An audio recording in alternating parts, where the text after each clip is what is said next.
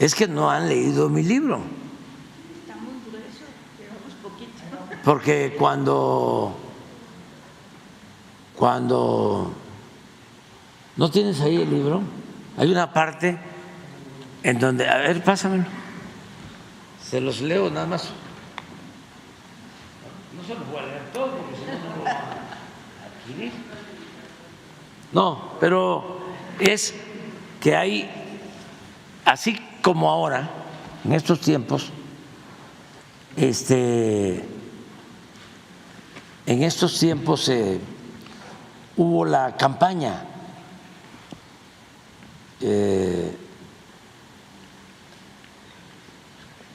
y en esa campaña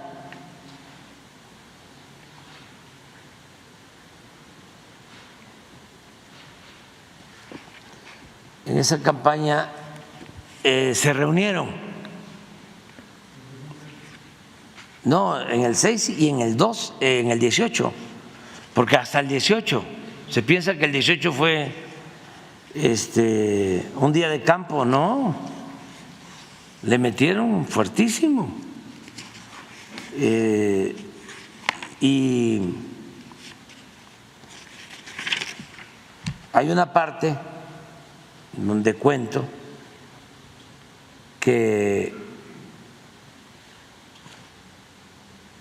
se reunieron en Punta Mita y trajeron a un empresario venezolano para que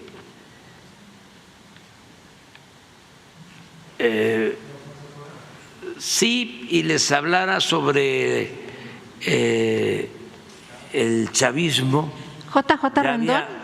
Ya había afinado, ya había fallecido el presidente Chávez, pero querían ellos saber. Y este empresario, de manera muy objetiva, les dijo, pues son procesos distintos, no es igual. Y es cierto, no se pueden extrapolar experiencias políticas de un país a otro. Cada país tiene su propia historia. Y sin embargo, se enojaron mucho con él, sobre todo Claudio X González, papá, ya casi lo corren.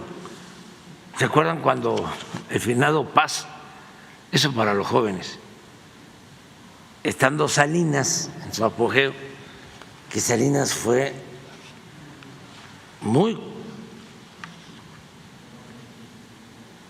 cooptador, para decirlo bien, no ofender a nadie, cooptaba a todo el mundo, cooptaba a los intelectuales y todo. Entonces organizan un foro y viene a ese foro Vargas Llosa, estaba Salinas en el gobierno, y suelta a Vargas Llosa una frase que ya la había utilizado Turner en su libro de México Bárbaro, pero dice Vargas Llosa que México era la dictadura perfecta y se tuvo que ir en la madrugada. O sea, les acabó la fiesta, pues, porque ¿cómo se atrevió a decir eso Vargas Llosa? Entonces, este empresario les dijo algo parecido, no así, ¿no? Es decir, no hay ningún riesgo, no tienen ustedes por qué preocuparse, y son cosas distintas. Y Claudio Papá, no, usted no sabe. Y por poco lo corren.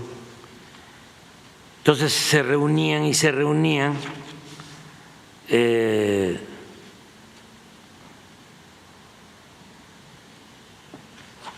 para hacernos la guerra sucia.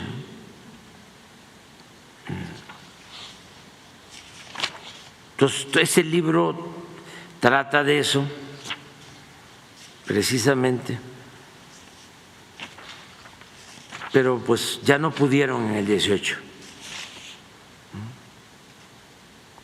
Al comienzo de la campaña del 18,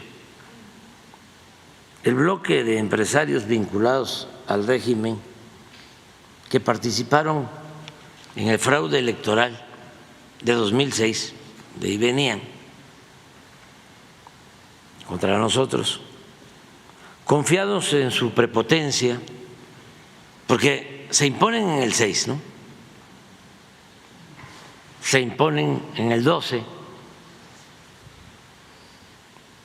pues ya para el 18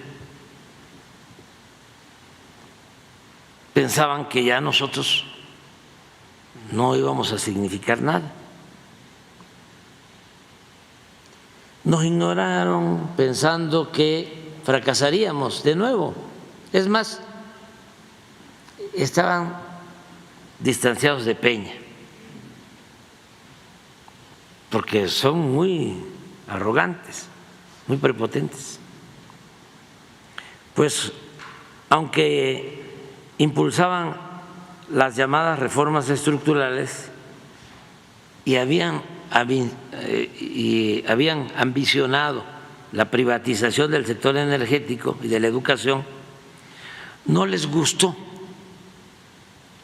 la llamada reforma fiscal a estos de arriba, de Peña, sobre todo la eliminación del régimen de consolidación fiscal. Ese régimen de consolidación fiscal, ya lo he explicado, se los otorgó Echeverría luego de el lamentable asesinato de el señor Garza Sada, Eugenio Garza Sada. Como estaban muy molestos, y con razón, por el asesinato, los empresarios de Monterrey, Echeverría, para congraciarse, les da en concesión este régimen que se llama de consolidación fiscal, que significaba que una empresa, por ejemplo Oxxo ahora, tiene ganancias, pero creaban 10 empresas fantasmas donde perdían. Entonces, con este sistema ellos podían equilibrar o sumar pérdidas y ganancias, y al final el resultado era 0 ganancias, y por lo mismo no pagaban impuestos. Esto se los quita Peña porque ya veníamos nosotros denunciando y denunciando y denunciando estos abusos.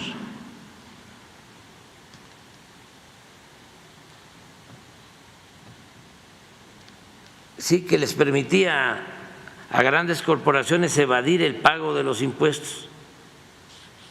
Tampoco les convino, no les gustó el 35% del impuesto sobre la renta, el aumento.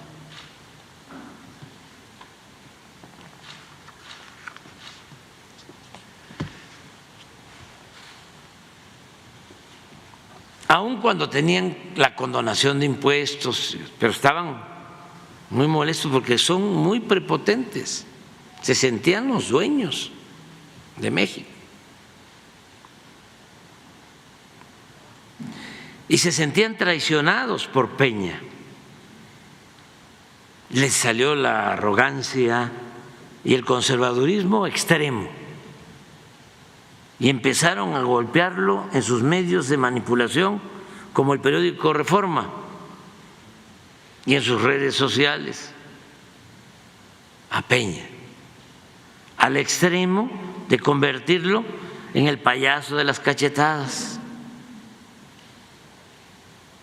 Al mismo tiempo veían con buenos ojos la candidatura de Ricardo Anaya, postulado por el PAN y otros partidos paleros. Ese ninguneo a Peña les costó bastante.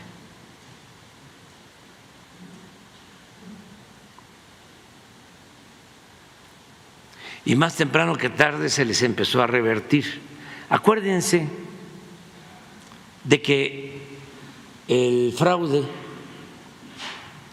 cuando imponen a Calderón, lo hacen con el apoyo del PRI. El PRI apoya al PAN. Y cuando imponen a Peña, el PAN apoya al PRI. Pues eso mismo buscaban en el 18, pero no se pudo. No se pudo porque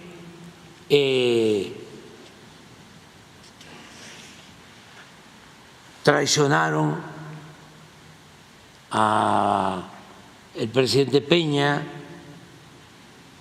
y porque cometieron muchísimos errores los asesores. Aquí cuento de que estábamos en un debate de rutina, ya el último, en Mérida, y estaba hablando Ricardo Anaya, estaba Mit junto a mí, y de repente escucho que dice Ricardo Anaya: si yo gano la presidencia, voy a meter a la cárcel a Peña Nieto por corrupto.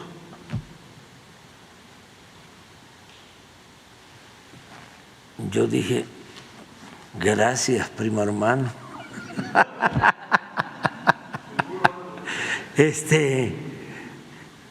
Pero lo más interesante, y aquí lo cuento, se lo pueden preguntar, es que tenía yo a mí junto. Y como estaba el micrófono apagado, bueno, todos los micrófonos apagados, nada más el candidato del PAN, Anaya, ¿sí? Escucho a mí, ¿no? Pero molestísimo, descompuesto. El corrupto eres tú, ¿no? Que le gritaba. No salió por lo del micrófono. El corrupto eres tú, el que tienes que ir a la cárcel eres tú. Yo me quedé así. Ya terminó y me gustó su actitud, porque actuó con lealtad a quien lo había propuesto, pues, de candidato, independientemente de todo, ¿no? Ya cuando salimos lo felicité, le digo: muy bien. Y ya se siguió Anaya con que iba a meter a la cárcel a Peña. Volvemos a lo mismo.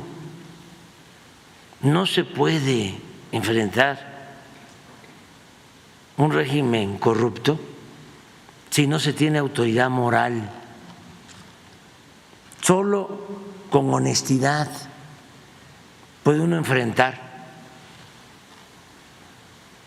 a la mafia del poder, a la oligarquía, a los corruptos.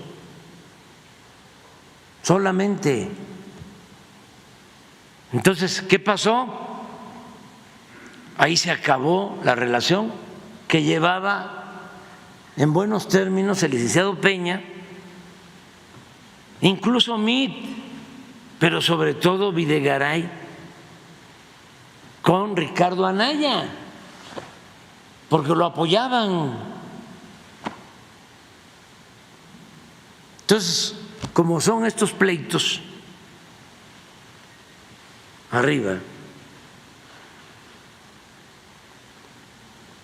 lo que hicieron fue investigar a Anaya. Y aquí cuento que al que mandaron a investigar a Anaya fue precisamente al que apoyaba a Anaya, a Videgaray. Y ya le encontraron que tenía unas bodegas que había comprado a precio de remate y había hecho una sociedad, y ya todo lo que después resultó, y dejaron la denuncia en la fiscalía para que también Anaya no me eche la culpa a mí, que yo no ordené que se le investigara por corrupto. No sé, hay que preguntarle a la fiscalía, pero lo que quiero decir, por eso se tuvo que ir del país, por esa denuncia. Pero ese es el origen. Pero si no leen el libro, yo no voy a estar aquí.